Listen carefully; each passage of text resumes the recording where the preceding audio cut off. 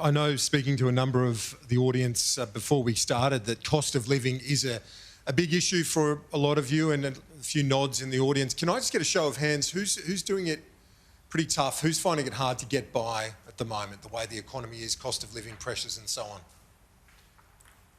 Yeah, that's quite a few hands there. And, well, we know that. I'm not telling you both anything there, but I guess it raises the question, PM, you did the tax cuts. Why not the fuel excise as well? Why not throw everything at that issue? The fuel excise will disappear in a year, like the last time it happened, the 2022 election. This is from the Scott Morrison playbook. It came in for a year. What we want is things that are permanent. So our tax cuts will be permanent. Free TAFE will be permanent. Taking 20% of student debt will be permanent. The reducing of medicines down to $25, the same costs that they were in 2004, will be a long-term difference. And we've frozen the cost for pensioners to just $7.70 for the rest of the decade. So we understand cost of living pressures. That's why we've introduced as well energy rebates. All of these measures we've done, cheaper childcare, but all of them have been opposed by the coalition. We have put in place what we can to make a positive difference. We know that there's more to do, and that's why we want to do it. Mr Dutton, I'll ask you the same question, but the other way around. You announced the reduction in the fuel excise.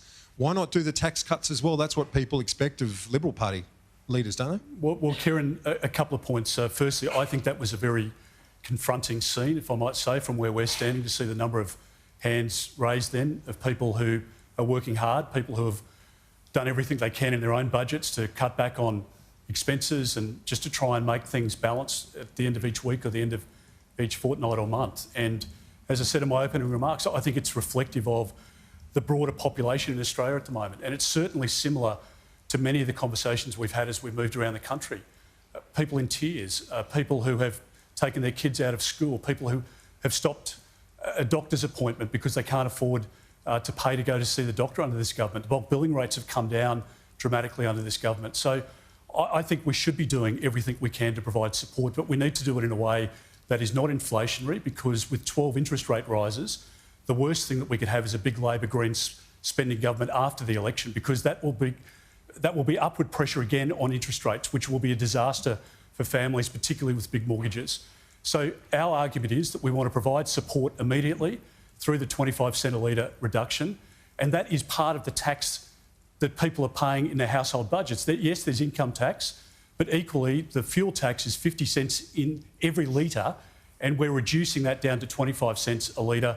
We do it for 12 months and then we reassess it after that. The Prime Minister is baking in about $7.5 billion every year of recurrent expenditure, which is why Labor always builds up a structural spend in the budget, which ultimately contributes to their $1.2 trillion of debt. And that's what makes it harder, because the interest bill just continues to grow, and we should be spending that money on helping families and hospitals and services otherwise in the economy.